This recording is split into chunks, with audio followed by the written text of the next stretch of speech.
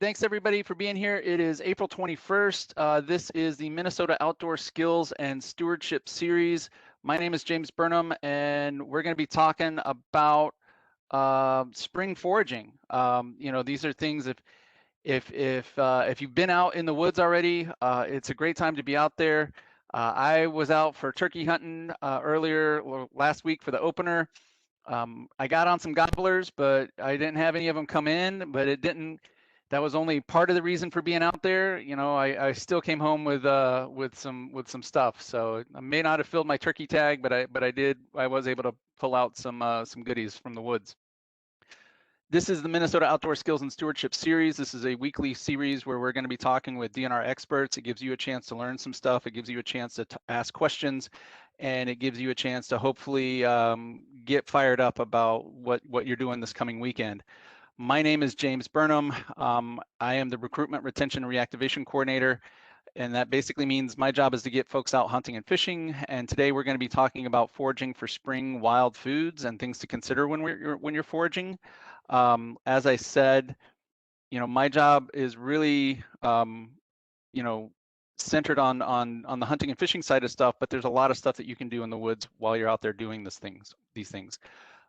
This series is, like I said, a weekly webinar series. It's going to be around 30 minutes.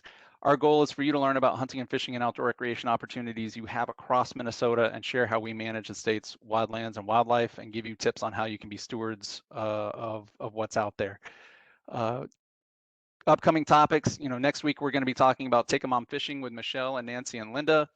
As soon as we get into May, it's going to be a lot of fishing stuff. We've got walleye basics with Steve and Ray. We've got some kayaking tips again with Linda, and then we're going to be back to bass and talking about our quality sunfish initiative with Craig and Dave. Um, So that's what's coming up. And then this series is going to be going throughout the summer, all into, we've got plans, we've got classes going out into October at this point. So this is going to be stuff that's going to be here. Hopefully it's a resource for you. Hopefully you can get some value out of it. And I'm just here to make sure that y'all can get out, that you can get the skills that you need to do some of this stuff safely and ethically and have fun with it. So why would you forage for wild foods? You may already be in the woods. Like I said, I was out last week. I went out a handful of times. I wasn't able to fill a turkey tag yet this year. Last year it was really quick. It was pretty easy. This year not so much. I had to put in a lot of miles and it still didn't happen. But you're still out in the woods. You're still seeing the woods wake up from a long cold winter. You're still seeing things happen. And this time of year in Minnesota, things are happening so fast. You can almost hear the flowers blooming. I mean, it's a really tremendous time to be out there. And it's never boring. I mean, even when the turkeys don't gobble, it's not boring because there's other stuff happening and I'm always on the lookout. When I'm turkey hunting, I'm actually also keeping an eye out for ramps and fiddleheads and morels and other stuff. And so it's just I'm not just Elmer Fudding it out there in the woods looking for a turkey going be very, very quiet. I'm looking at all the stuff that's happening in the woods and I'm using that to not only just enjoy it more, but to see what else is out there that I can take advantage of. And there, folks, the trout opener was on Saturday. Maybe you didn't get a trout, but if you're sitting next to a woodlot and you need a break, go in there and see if you can find some ramps. Go in there and see if you can find some fiddleheads, and it'll give you a break. It'll let you stretch your legs. If you're anything like me, you get frustrated sometimes with the dang old fish just not biting, and you need something else to do. So this is stuff that you can do while you're already out, and it just adds more value to what you can be doing. Foraging for wild foods is a great way to explore new spots. Maybe the patch that you're most familiar with, it doesn't have any of these things, but if you go to a new spot, you might be able to find them, and it's a great excuse to get out there and see what's going on. And for some of these things, it's the only way to get really, really delicious food. And this isn't hyperbole. You can't, morels are not cultivated. You have to go out into the wild and find them. Ramps have a hard time being cultivated. So, um, you're gonna, once you see what this stuff is and you go to the Whole Foods or whatever food co-op you're at, you're gonna see these things and they're gonna be really, really expensive because people can't grow them very well, and so they have to spend the time to get out there and scrounge them up.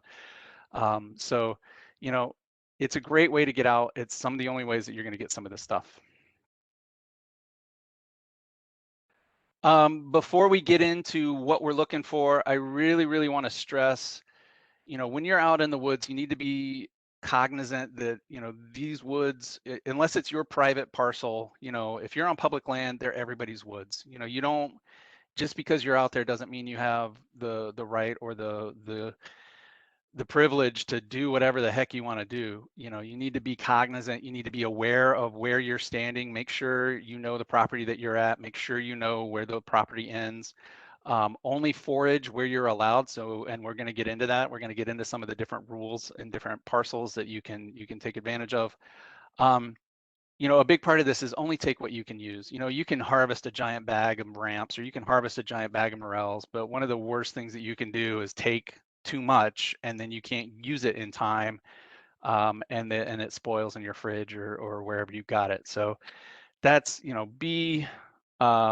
have an idea of how much you're looking for, have an idea of what you're going to be doing with it so that you can take what you're going to use and you can put it to good use. Stay close to trails.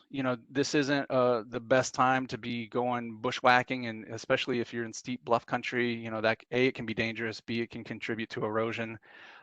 Stay close to trails, step lightly. There are a lot of spring ephemerals that are coming up right now. And it's just, nobody wants to come along after you've gone through and tromped all over a bunch of trout lilies or wood anemone or any of the other Dutchman's breeches that are out there. So, be cognizant that you share these woods with everybody else. Don't be a jerk. It's not a high bar to have. So just be aware, be sensitive, and limit your disturbance when you're doing this stuff. Now's not the time to just be like ripping up logs looking for things. Use your eyes, be gentle, step lightly, and be aware of what's out there. In addition to that, I want to say keep an eye out. Ticks are out right now. They're already out. They're out in force.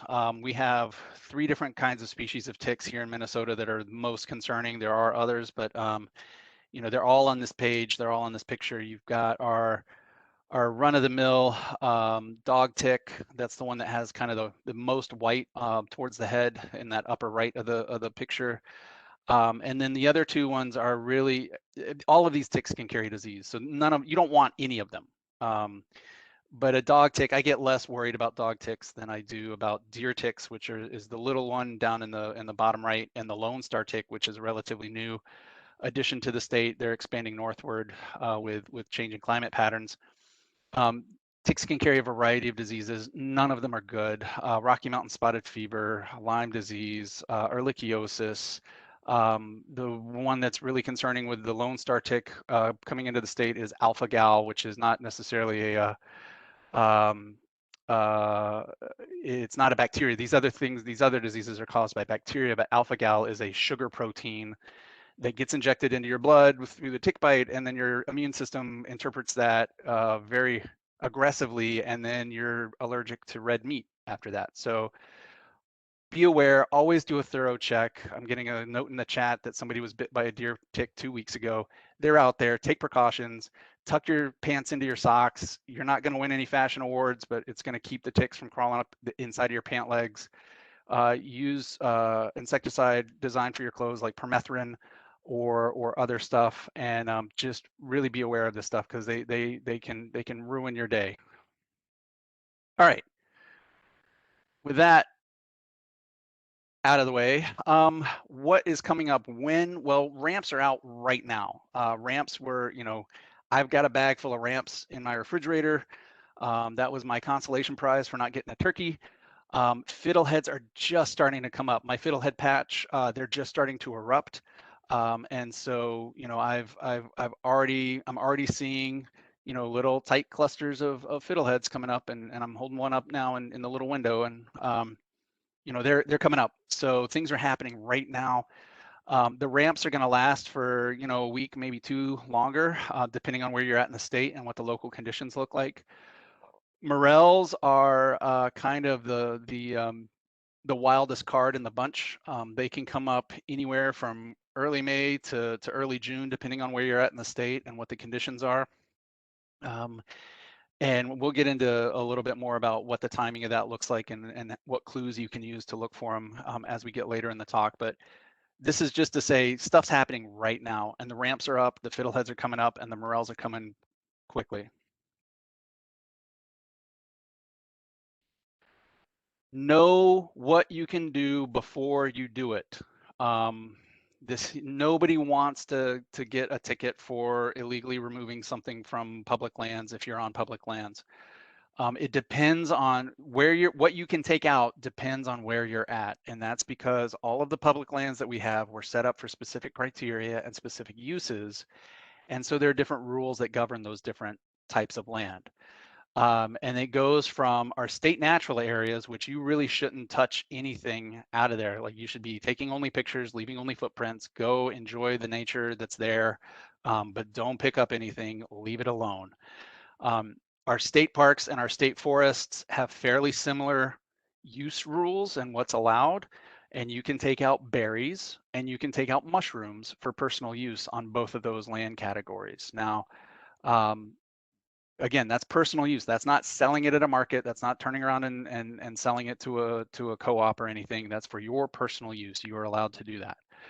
Our wildlife management areas and our aquatic management areas, you can take out fruits, you can take out seeds, you can take out mushrooms, and you can take out portions of plants for personal use. So that means that you can take leaves or flowers for personal use, but you cannot take the whole plant. So don't walk out with a whole ramp with the bulb and the roots. That is not allowed. So know what you can do before you do it. If you have any doubt, if you are not rock solid on what you can do, leave it alone. Just look at it, enjoy it, admire it, but leave it alone. This talk, I'm only talking about DNR state lands. There is a huge network of other public lands that are out there. They're all going to have different rules. We have our national lands, like our national forests, which tend to be liberal in what you can do, but you need to check. We also have wildlife refuges, which can be very, like I know our Minnesota Valley National Wildlife Refuge here in the metro, they have pretty tight restrictions on what you can do because there is a giant metro population that's here. More outstate wildlife refuges may have different rules. So those are going to vary from wildlife refuge to wildlife refuge. There are staff at those places that can help you answer those questions. Check with them first. We also have waterfowl production areas. Those tend to be marshy, wet places, so you're not going to find a whole lot of stuff to go after there, but there are WPAs that have pockets of oaks or forests that you may find stuff in there. But again, check with the managers of those units and make sure you know what you can do before you go out there. There's also a suite of city, county, regional parks and tax forfeit land that are out there that the public can access. But again, they're all administered by different folks. They all have different rules. So check with the managers of those units before you go in there and start digging around, because it's a good way to disturb sensitive areas. It's a good way to get into trouble. It's a good way to, leave things worse for other folks. So make sure you know what you can do before you do it.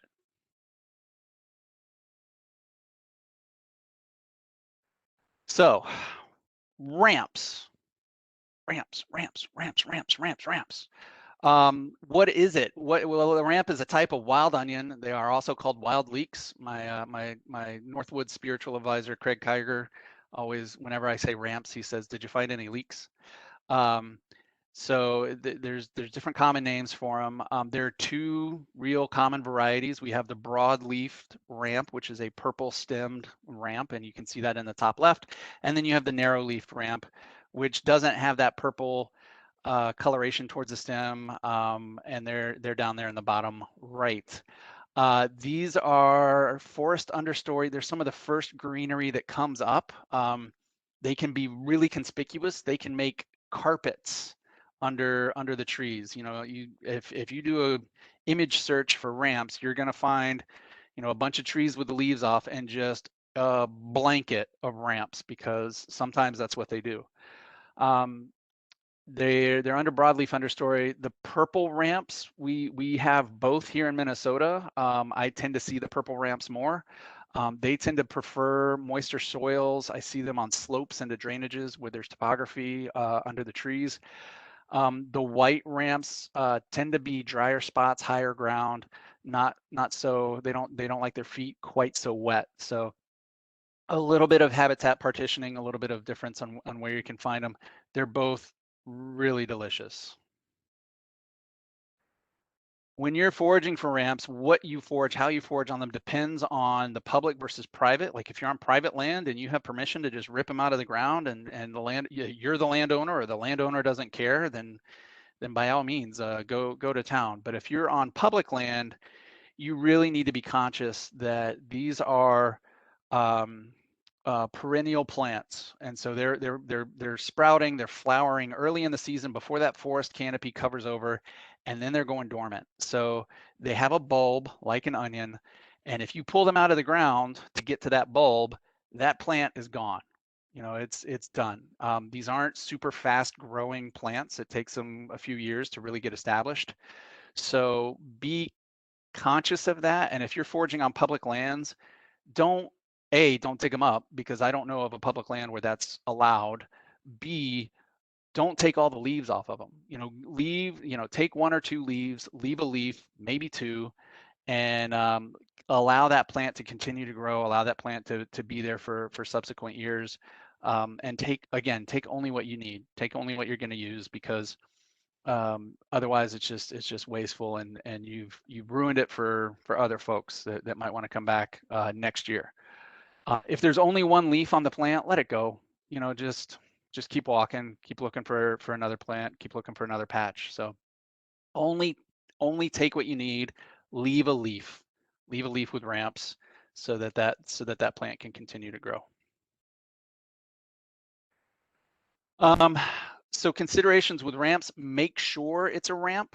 There's not a whole lot that's out right now that you could confuse them for.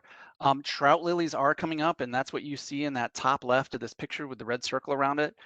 You can tell there's a color difference here. Trout lilies have a mottling on them. They look like the speckles on a trout. That's where they get their name from. It's kind of a duller green. Those ramps, they're this vibrant, just spring green coloration. They have that really nice, especially if they're the purple variety, the wide leaf, they have that really nice purple coloration at the stem. And so, once you get dialed in and get that search image in, you can definitely see that there's a difference between those two things, and they're not that similar.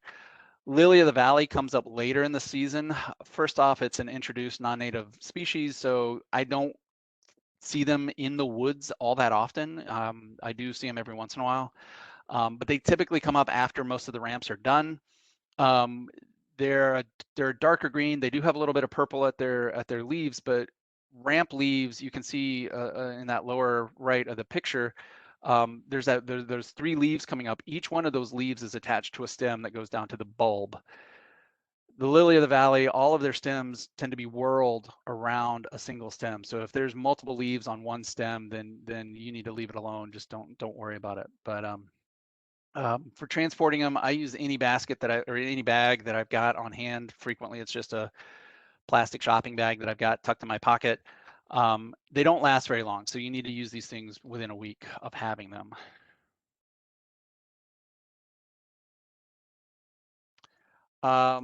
Cooking with them, they're really great. When you've got them fresh, they're really great in eggs. Scrambled eggs, quiches, frittatas. Ramps make a great addition. They make a great pesto. If you can get a whole truckload and you've got access to a great supply of ramps, they make a great pesto. They're really great grilled if you can take the whole plants. If you're on private land and you're able to forage the bulb and the leaves, just throw them on the grill really shortly. Just get them wilted and get them soft, and they're tremendous. Longer term, you can pickle them. My personal thing is I put them in, I make a compound butter with them. So I'll take regular old butter and I get it soft, and then I just dice up the ramps. I'll mix it with a little bit of garlic, some butter, a little lemon juice, And then I'll roll that all up and wrap it in plastic wrap and I'll freeze it. And then I've got ramps in butter through the year. And few things on the planet are as good as a venison steak with a nice dollop of ramp butter on top of it. So these are really good. It's really, really good. It's a great way to keep it for later in the year. Fiddleheads. Fiddleheads are, like I said, they're just now coming up. Just in the last couple of days, I've seen my fiddlehead patch start to erupt. These are the emerging fronds of ferns. You know, they're a little structurally different than leaves, but that's what they're analogous to. There are dozens of fern species in Minnesota. We're after one specific kind. So you don't need to learn all your ferns, you just need to learn one, and that is the ostrich fern.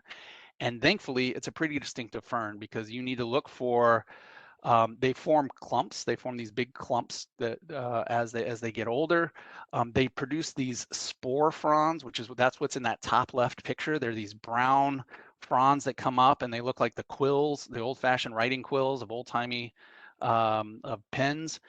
They have when the fiddleheads are erupting, they're wrapped in this really papery brown wrapper. You know, it's like a brown paper bag almost. All of those characteristics are really distinctive. And then if you're really wanting to make sure, you know, they have a U-shaped notch in the stem or the petiole of the frond.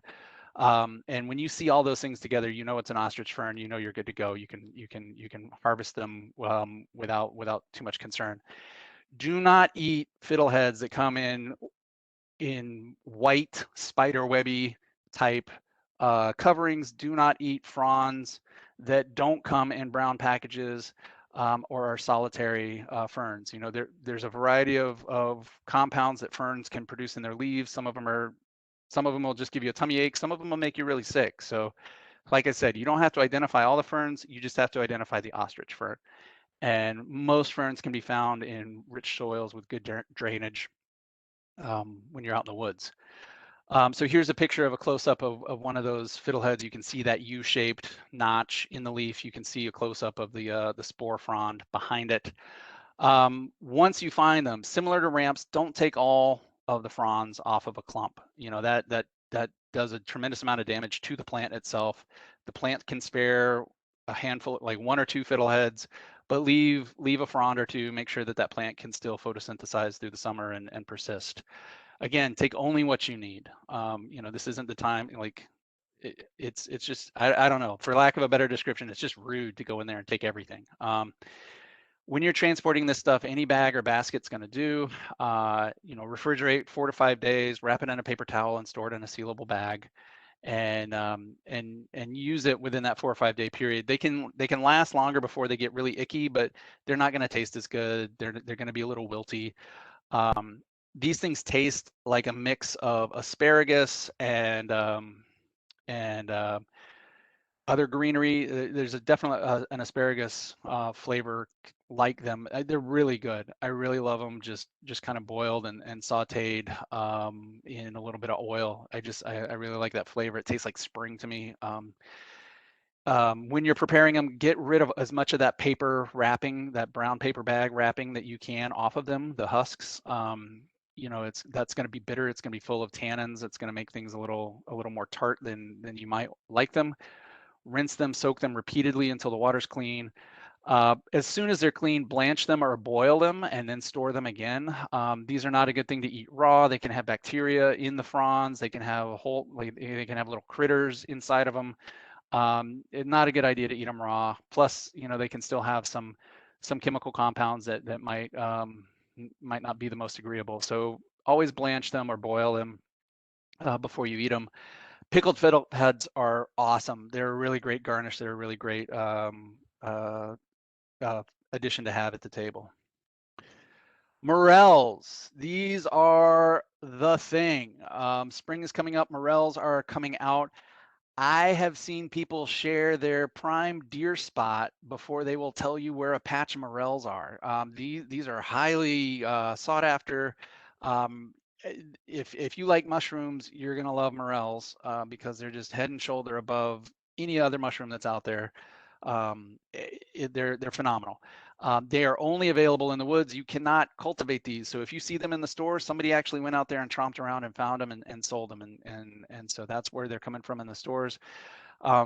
Morels are just like many other mushrooms. They're the fruiting body of hyphae, a network of subsoil root-like structures.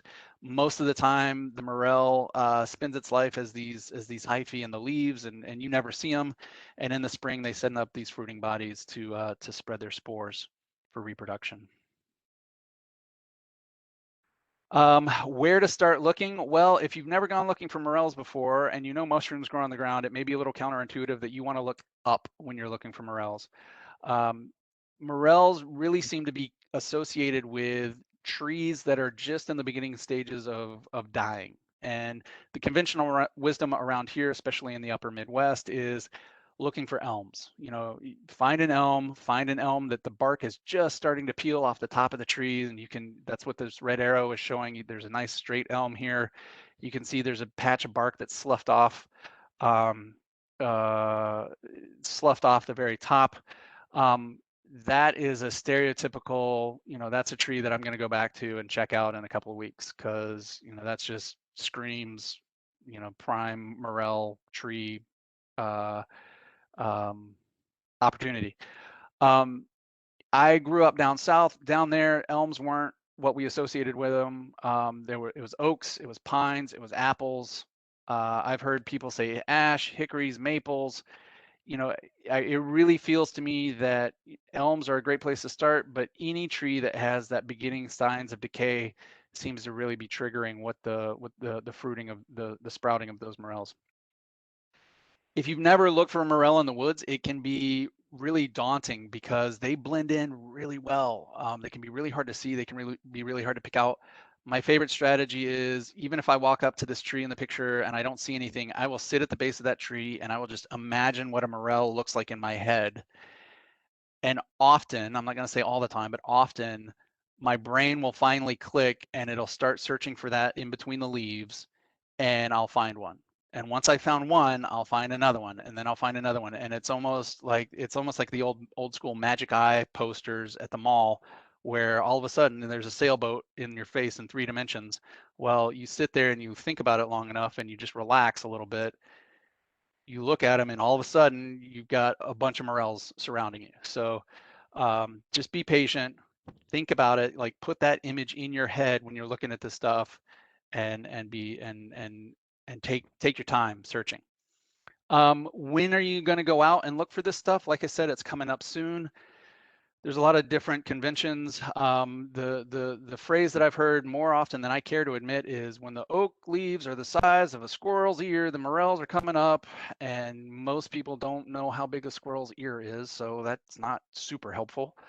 You know, typically most squirrel ears that I've seen are about the size of my pinky fingernail, if that's a better reference.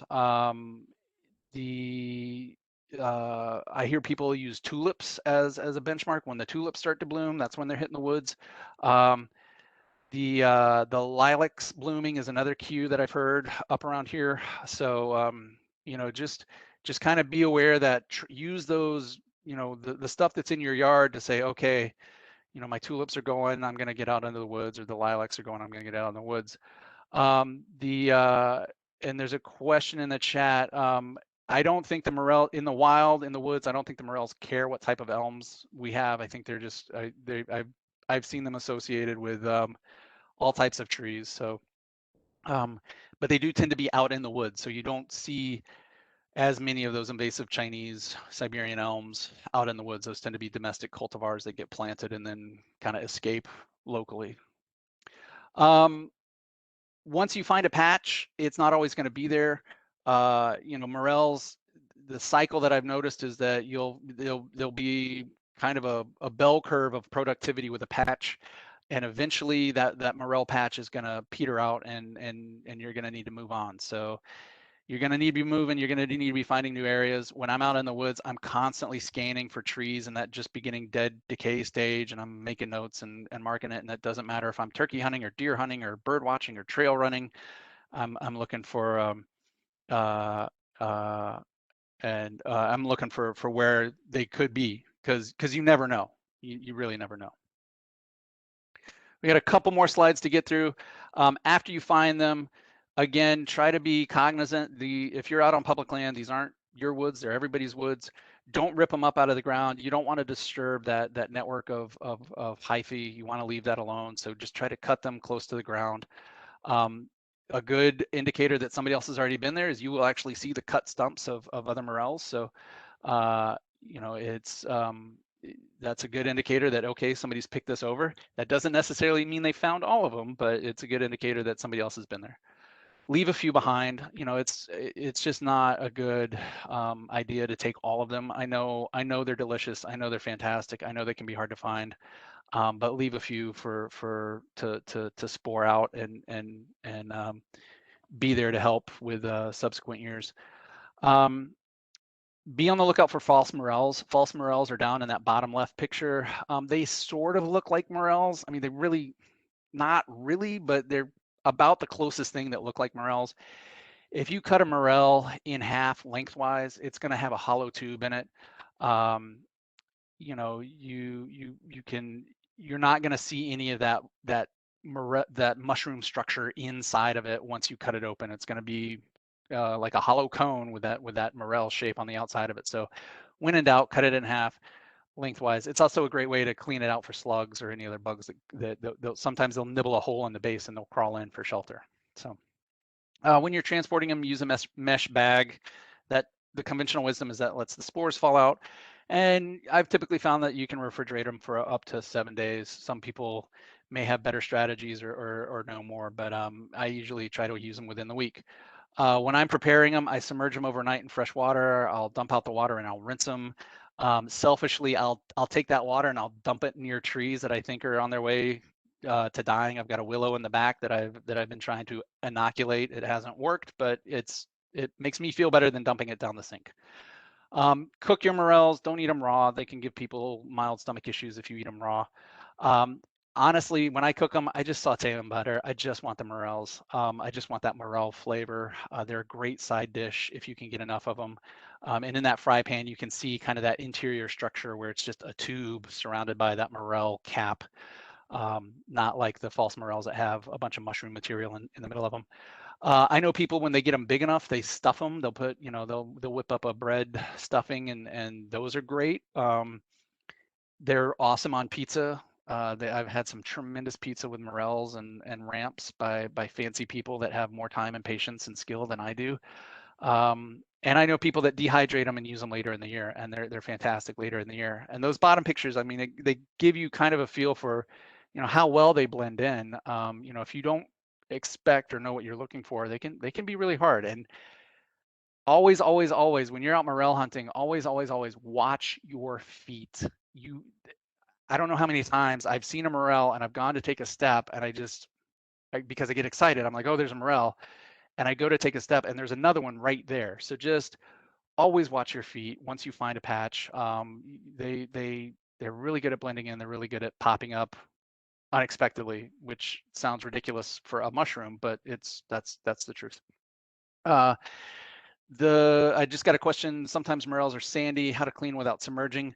I just give them a good rinse. You know, cut them in half lengthwise, rinse them really well, and then you know, yeah, just be thorough with the rinsing.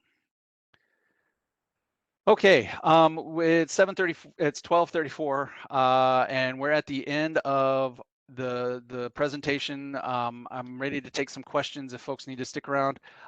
If you have any uncertainty about what you can do and where you can go, here's some search terms. I can't, you know, this is a talk. It doesn't do me any good to put a link up, but if you did a search for Minnesota State Forest rules, it will take you right to our rules page for what you can do in Minnesota forests.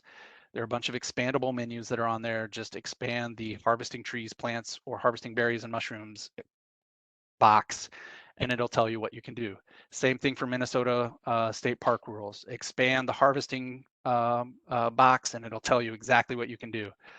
The Minnesota Scenic and Natural Areas, things to do and rules, that tells you exactly what you can do on that landscape, which again is taking pictures and enjoying nature and not picking anything up.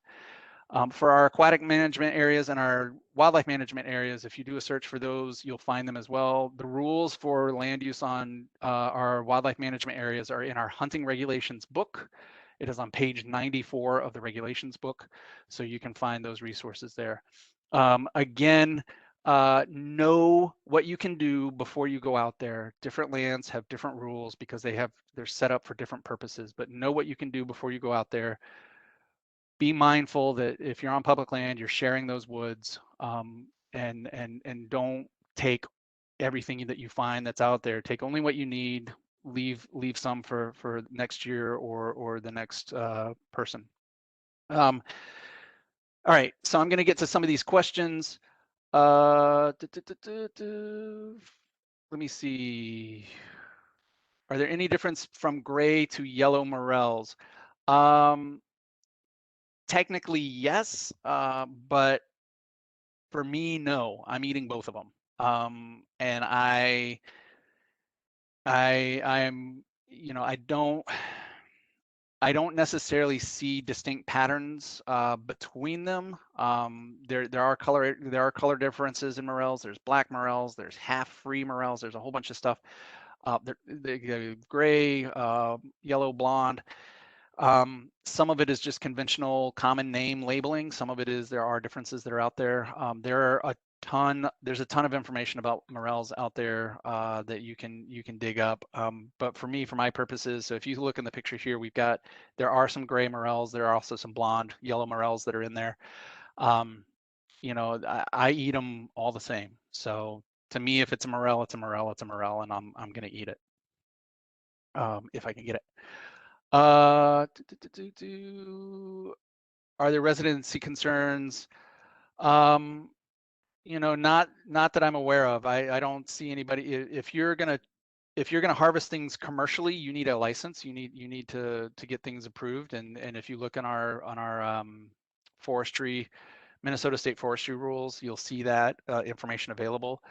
And those licenses may be different for residents of different states. But you know, if you're just out there on your own and this is personal use, I've not heard of anybody saying that there are residency issues with that. Let me see. There's a couple of requests for pictures of the fiddleheads and the ramps, so I'm gonna hit the fiddleheads first. So here we go with the distinction. So in that bottom left corner, that's the ostrich fern. It's that really vibrant, like jade green coloration. It's got that brown papery husk. That's the ostrich fern. The fern in the top right has that white webby, kind of spider webby looking husk around it.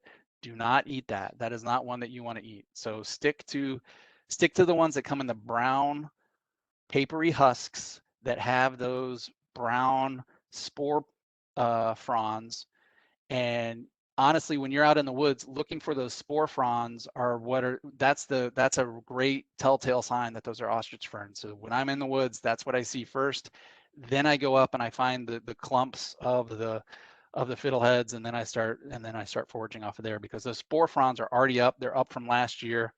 They remain, and so they're a really good visual clue. So when you see these other two examples of fern fiddleheads, neither of those have spore fronds. They're not going to have those brown papery husks. They're not going to have that U-shaped notch in the stem of the leaf. So don't use all of those to say, okay, yes, this is an ostrich fern, and I'm good to go. Another picture of ramps request. So let me see. I'm not sure which one you're looking for, but that's a good close up. That's one that was taken just last week, not too far from here in the metro. So you've got, you know, the ramp up in the top left, that's got 2 leaves going down to a bulb. The ramp in the bottom right, that's got 3 leaves going down to a bulb. And they've got that nice characteristic broad leaf, parallel veins going the whole length of the leaf that go down into a nice purple stem. And that lets you know that those are good ramps. So there's a couple of questions talking about what part of that you harvest, the leaves or just the bulbs, and what they taste like. right. So when I'm out there harvesting, again, if I'm on public land, I'm not digging them up. I'm not pulling up those bulbs. I'm leaving the bulbs in the ground. That's the part of the plant that's going to persist. So I'm just using some fine fine nose snips, and I'll get a picture of that. Those are my snips in those pictures, and you just kind of slide them down to where the leaf comes out of the soil, and you give them a little cut, and I take that leaf, and when I bring that leaf home, I'm either gonna use it, I'm either gonna saute it up, or maybe I'll dice it up and sprinkle it on some pasta, or I'm gonna make ramp butter out of it, and that's what I'm going to be doing with it. There are a lot of people that use the bulbs, but because most of my stuff happens out in the woods and I don't necessarily have permission to take bulbs, I don't do too much with them. There's one other question about seeds, James. Can you take seeds from any of these plants you've mentioned, or? So it depends on the location. So here I've got our lands page back up again. In state parks and state forests, it is not said that you can take seeds. You can take berries, which many berries contain seeds, but you can take berries and you can take mushrooms for personal use. With our WMAs and our AMAs, you can take fruits, seeds, mushrooms, portions of plants for personal use. So, you know, if it's attached to a berry, I would say yes, you can. If it's just by itself and you're not on a WMA or have permission to do it, I would say no, you can't. Can you steam fiddleheads? Yes, absolutely. You can steam fiddleheads. They're delicious that way. I kind of went over what fiddleheads taste like. What about other mushrooms, chicken of the woods? There's a lot of other stuff that's out there to forage. You know, we're already 10 minutes over on here. We just don't have the time to cover it. That may be a topic for later on. I just wanted to go over some of the stuff that's out there right now that's fairly easy to identify. There is chicken of the woods. There's chanterelles. There's oyster mushrooms. I mean, you can go in a deep dive on foraging for mushrooms. Morels are really easy to identify. There's not much out there that looks like them, and they're just tremendous. When are pheasant back in season? That is in the fall. Can morels be found in metro areas? It depends on the metro area. I tend to find them more in the woods, but they can be disturbed woods. They can be, you know, woods that have been cut over. They don't need to be pristine woodlots or woods that have never been touched. I'm sure there are some that are poking around the river corridors in the metro. I haven't found any yet, but I'm sure I would be surprised if they weren't. I'd also be surprised if people didn't know about it and were out there really quick. Let me see the registration link. I think I posted that registration link in there, James. So. Yep. And then there's a good comment too about foraging through the seasons webinar series. So something to look forward to. And I just got a chat. Yeah, I just got confirmed. Somebody said that I find them in the metro, but I'm not sharing my location. So yeah, I'm not surprised by that. I've seen you know, I've asked good personal friends like where they go, and they say basically like, you know, Western Wisconsin. So these are highly coveted, highly, like once you find a spot, like this stuff gets it is a true genuine friend or altruist that will tell you which patch of woods have morels in them. That is a heck of a thing to share. So yeah, there's the answer. They do find them in the metro. I suspected as much, but kind of related to that, James, I saw a couple times about other references or resources for collecting around the cities. Do you know of any groups? I know I saw somebody on Instagram that had a foraging resource, but I don't think it was local to the cities. Do you know any other good resources around the metro area that would? I know there are Facebook groups that are out there dedicated to this stuff. There's stuff on Reddit that's dedicated. I mean, any social media community is going to have foraging groups. Morel foragers tend to be pretty in sync and aggressive with each other. I'm not aggressive, but they're communicative, I should say. There's a really tremendous website called The Great Morel, and it just has a bunch of information that's on it. It even has a map where people are reporting where they're finding morels. So that's out there. That's a great. There's some great tips coming in on chat. There's a mycology club at the U. That's a tremendous resource. There are There's a mycological society. That's a great resource for mushrooms. There's an urban foraging booth. Like it's a business at the Keg and Case here in St. Paul on West 7th. You know, he's got tremendous resources. There's a lot of information that's out there for Minnesota specific stuff. So if you just want like using some of those search terms, just like foraging for mushrooms in Minnesota, and you're going to get a lot of results back on whatever web browser you're using. So we are 15 minutes over. I know folks have other stuff to do. I want to thank everybody for tuning in. I really appreciate it. It's been tremendous, and be safe out in the woods. Please, please, please take care for ticks. It's no joke. Just use precautions, be safe, be smart. Always check yourself when you get out of the woods. It doesn't matter what you've been doing or where you've been at. So always check. Thanks everybody. Be safe, have fun, and yeah, give us a shout if there's any other questions. This recording will be posted very soon, and I hope you all have a blast out there. So thanks everybody. Have a good day.